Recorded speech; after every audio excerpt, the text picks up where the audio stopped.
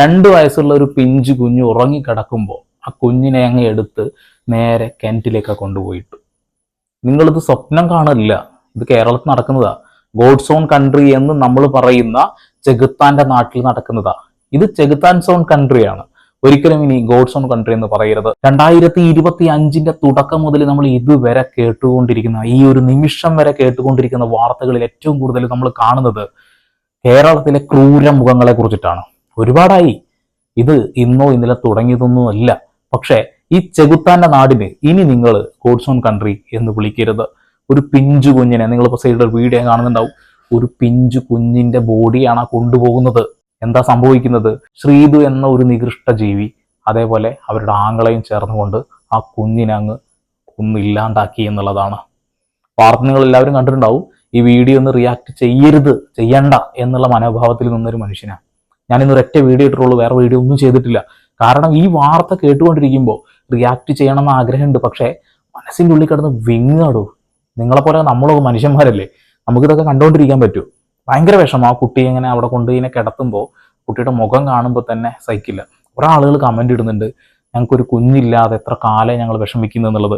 ഇങ്ങനെ ഓരോ കാലന്മാർക്ക് കുഞ്ഞുങ്ങളെ കൊടുത്ത് എന്തിനാ ദൈവമേ നിങ്ങൾ കൊല്ലാൻ വിട്ട് കൊടുക്കുന്നത് എന്നുള്ള ചോദ്യമാണ്. അതാണ് ഞാൻ പറഞ്ഞത്, ഇത് ചെകുത്താന്റെ നാടാണെന്നുള്ളത്. ഈ ശ്രീതു എന്ന് പറയുന്ന ഒരു സ്ത്രീ ഉണ്ടല്ലോ, ഈ ഒരു കുട്ടിയുടെ അമ്മച്ചി, നമുക്ക് അങ്ങനെ പറയാൻ പറ്റില്ല, ഈ ഒരു നികൃഷ്ട ജീവി. ഈ നികൃഷ്ട ജീവിയുടെ സ്വഭാവത്തെ കുറിച്ചിട്ട് ആ നാട്ടിലുള്ള പഞ്ചായത്ത് പ്രസിഡന്റ് പറയുന്ന കുറെ ഞെട്ടിക്കുന്ന കാര്യങ്ങളുണ്ട്. ആരും സ്കിപ്പ് ചെയ്യരുത്. ഈ ശ്രീധുവിന്റെ ഭർത്താവ് ഒരു തമ്മിൽ ബന്ധം വേറിട്ടിട്ട്, അതായത് നിയമപരമായിട്ടല്ലെങ്കിൽ പോലും അവർ വേറിട്ടിട്ട് താമസിക്കുന്ന ആളുകളാണ്. അങ്ങനെ ആ വീട്ടിലൊരു മരണം സംഭവിക്കുന്നു. ആ മരണം സംഭവിച്ച 16 അടിയന്തരത്തിന് ഇവരുടെ ഭർത്താവ് അങ്ങോട്ട് വരുമ്പോൾ ഭർത്താവിന്റെ തലയിലേക്ക് കെട്ടിവെക്കാൻ എന്നോണം ആ കുഞ്ഞിനെ കൊന്ന് അങ്ങ് തീരുമാനാക്കാൻ ശ്രമിച്ചതാ. പക്ഷെ അവിടെ ആ ഒരു സ്ത്രീ പരാജയപ്പെട്ടു. അല്ലെങ്കിൽ ആ ഒരു ചങ്ങാതി ഇപ്പോൾ ചിലപ്പോൾ ജയിലിൽ കിടക്കേണ്ടി വന്നേനെ. എന്തായാലും നാട്ടുകാരൻ പറഞ്ഞ കുറച്ച് വാക്കുകളിലൂടെ ശ്രീധുവിന്റെ മുഖം എന്താണെന്നൊന്ന് പറഞ്ഞു തരാം. മരിച്ച കുട്ടിയുടെ മുത്തശ്ശൻ മരിച്ചിടുന്ന് 16ആണ്. അപ്പോൾ ഇന്ന് 16 ആയതുകൊണ്ട് ഈ കുട്ടിയുടെ അച്ഛൻ ഇന്നലെ വന്നിരുന്നു. അപ്പോൾ അച്ഛൻ്റെ അടുത്താണ് കുട്ടി കടന്നു. അച്ഛനും അമ്മയും വെവ്വേറെയാണ് താമസിക്കുന്നത്. എന്ന് പറഞ്ഞാൽ ഒരു പിണക്കമല്ല, വർഷങ്ങളായിട്ട് മാറി തന്നെ താമസിക്കുന്ന. അയാൾ പാറശാല കുറ്റാമം പ്രദേശത്തെങ്ങാണ്ട് വരുന്ന ഒരാളാണ്. ഇന്നലെ ചടങ്ങുമായി ബന്ധപ്പെട്ടു വന്നു. ഇന്ന് രാവിലെ ഇങ്ങനെ കുട്ടിയെ കാണാനില്ല എന്ന് വിളിച്ചു. ആളുകളിൽ ഇങ്ങനെ കൂടി എല്ലാവരും എത്തിയപ്പോഴേക്കും ഞാൻ ചോദിച്ചപ്പോൾ എന്നോട് പറഞ്ഞത് കുട്ടി അച്ഛൻ്റെ അടുത്താണ് കുട്ടി കിടന്നത്. കുട്ടിയുടെ അമ്മ ശ്രീതു പറഞ്ഞതാണ്. ഞാൻ ബാത്റൂമിലേക്ക് പോകുമ്പോഴേക്ക് കുട്ടിയുടെ കരച്ചിൽ കേട്ടു. ഞാൻ അമ്മയോട് പറഞ്ഞു കുഞ്ഞ് കരയുന്നു, നോക്കാൻ പറഞ്ഞു. ഞാൻ തിരിച്ച് ബാത്റൂമിലെല്ലാം പോയിട്ട് ഫ്രഷായിട്ട് തിരിച്ചു വരുമ്പോഴേക്കും മോളെ കാണാനില്ല. ഓക്കെ, ഇതാണ് ആദ്യം കൊടുത്ത മൊഴി. രണ്ടാമത് കൊടുത്ത മൊഴി എന്താ വെച്ചിട്ടുണ്ടെങ്കിൽ ഭർത്താവിന്റെ കൂടെ അല്ല കുഞ്ഞ് കിടന്നിരുന്നത്, അമ്മാവന്റെ കൂടെയാണ് കുഞ്ഞ് കിടന്നിരുന്നത് എന്നുള്ളതാണ്.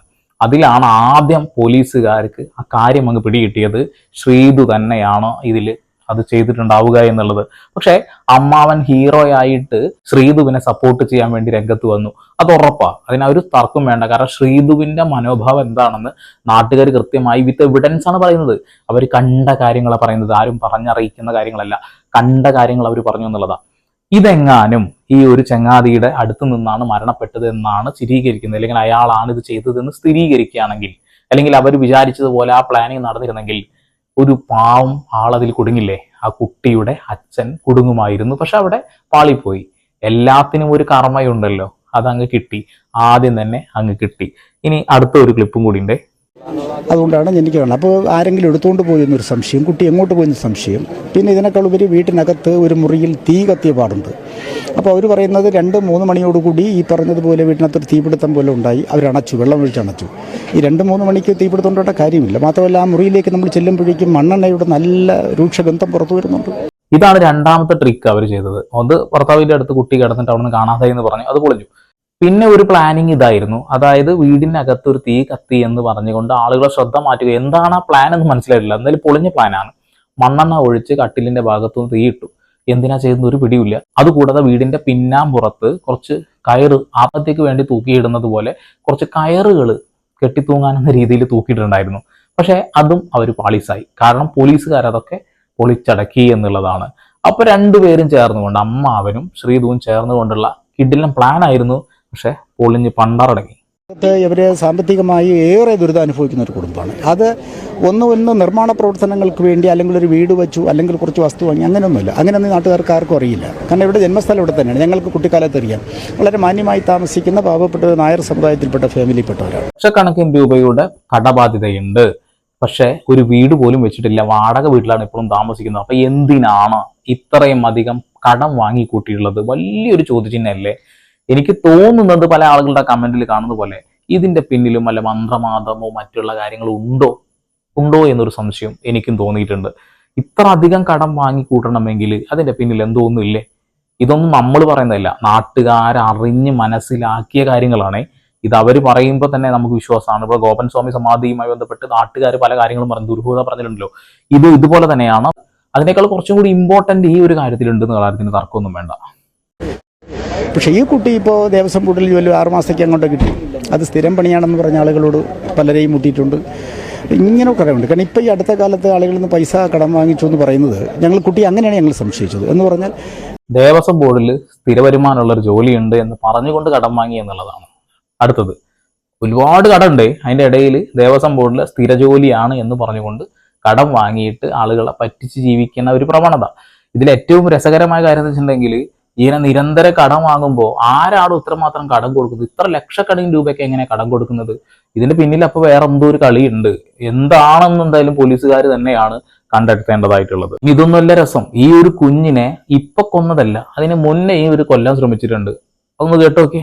കുഞ്ഞിനെ മാത്രമല്ല കേട്ടോ, മുത്തശ്ശിയും കൂടി. ഈ കുട്ടിക്ക് മുത്തശ്ശി രാഗിണി ചോറ് കൊടുത്തുകൊണ്ട് നിൽക്കുമ്പോഴേക്കും കുട്ടി ഈ ഗേറ്റ് തുറന്നു കിടന്നു. കുട്ടി ഓടിഞ്ഞ് റോഡിലേക്ക് വന്നു. മുകളിൽ നിന്നൊരു വാഹനം ഈ കുട്ടിയെ ഇടിക്കുന്നു. കുട്ടി തെറിച്ച് റോഡിൽ വീഴുന്നു.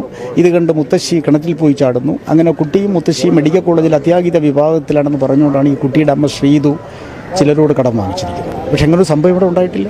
എടോ, ഇവരൊക്കെ എങ്ങനെയാണ് ഒരു അമ്മയായിട്ട് നമുക്ക് പരിഗണിക്കാൻ കഴിയുക? ശ്രീതു എന്ന് പറയുന്ന ആ ഒരു സ്ത്രീ ഈ ഒരു കുഞ്ഞിനെ വണ്ടി ഇടിച്ചു ആശുപത്രിയിലാണെന്ന് പേരും പറഞ്ഞുകൊണ്ട് കടം വാങ്ങിയിട്ടുണ്ടെന്നുള്ളത്. പരമാവധി പല രീതിയിലും ആളുകളിൽ നിന്നും കടം വാങ്ങിയിട്ടുണ്ട്. അതൊന്നും കൂടാതെ ഇവരെ സ്വന്തം ഭർത്താവിന്റെ തലയിലേക്ക് കുട്ടിയെ കൊന്നിട്ട് കണ്ട് വെച്ചു കൊടുക്കാനുള്ള ശ്രമവും നടത്തിയിട്ടുണ്ട്. അമ്മാവനും ശ്രീതുവും ചേർന്ന് നടത്തിയ ഈ ഒരു പ്ലാനിങ് ഉണ്ടല്ലോ, ഇത് പൊളിക്കുക തന്നെ വേണം. ഒരിക്കലും ഇവരെ പുറത്തിറക്കരുത്. പറ്റുമെങ്കിൽ തൂക്കുകയർ തന്നെ വാങ്ങി കൊടുക്കണം. ഇപ്പോൾ ഇന്നൊരു 3-4 ദിവസങ്ങൾക്ക് മുമ്പ് പലതരം പോലീസ് സ്റ്റേഷനിൽ പോയി അവർ പറഞ്ഞു 30 ലക്ഷം രൂപ ശ്രീതു പോയി പറഞ്ഞു 30 ലക്ഷം രൂപ കളവ് പോയി എന്ന് പറഞ്ഞു. പോലീസ് കാര്യങ്ങളെല്ലാം ചോദിച്ച് പിറ്റെന്നെങ്ങാണ്ട് വിളിച്ച് അവരുടെ തുറന്ന് പരാതി പിൻവലിക്കാൻ പറഞ്ഞു. കാരണം അങ്ങനെയൊന്നും കളവ് പോയിട്ടില്ല. ചേടാ, 30 ലക്ഷം രൂപ 5ന്റെ കായ് എടുക്കാനില്ല അവരെ വീട്ടിൽ. അവിടെ നിന്നാണ് 30 ലക്ഷം രൂപ വീട്ടിൽ നിന്ന് കളവ് പോയി എന്ന് പറഞ്ഞിട്ട് പോലീസ് സ്റ്റേഷനിൽ കംപ്ലൈന്റ് ചെയ്യുന്നു. പോലീസുകാർ ഉടനെ തന്നെ പറയാണ് കേസ് പിൻവലിച്ച് വീട് പിടിക്കാൻ നോക്കുക എന്നുള്ളത്.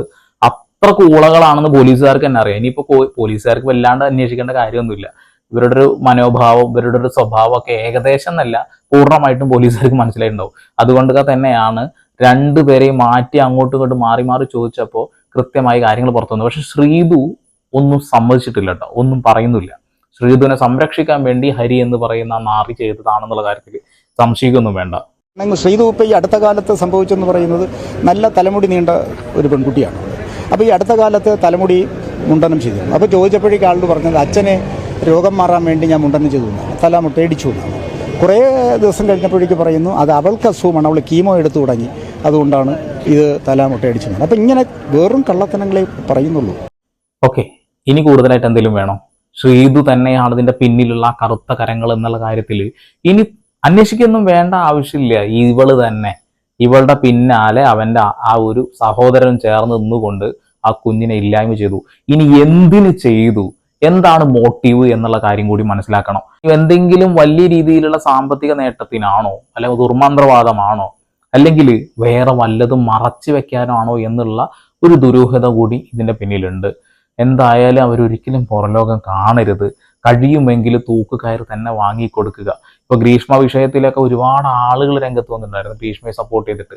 ഇവിടെയും ശ്രീധുവിനെ സപ്പോർട്ട് ചെയ്യാൻ നിങ്ങൾ വരുമോ ചോദിക്കുകയാണ് ഞാൻ. കാരണം അങ്ങനെ കുറെ എണ്ണം ഉണ്ട്.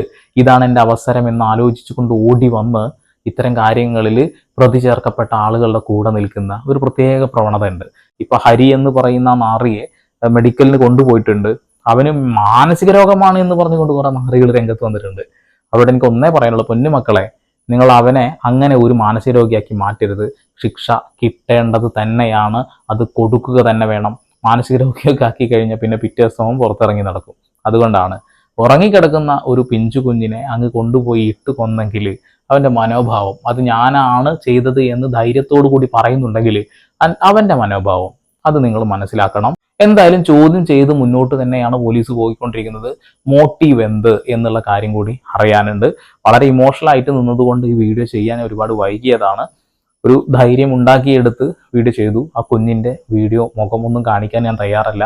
കാരണം അത് കൂടുതൽ നമ്മളെ മനോവിഷമത്തിലേക്ക് കൊണ്ടുപോകുന്ന അറിയാം. അതുകൊണ്ടാണ് ചാനൽ താല്പര്യമുള്ള ആരെങ്കിലുമൊക്കെ ഉണ്ടെങ്കിൽ സബ്സ്ക്രൈബ് ചെയ്യുക, വിലയ്ക്ക് ചെയ്യുക. വീണ്ടും പുതിയ വാർത്താവിശേഷങ്ങളുമായി ഞാൻ വരും. അതിലേക്ക് സന്ദീപ് എടപ്പാൾ സൈനിങ് ഓഫ്.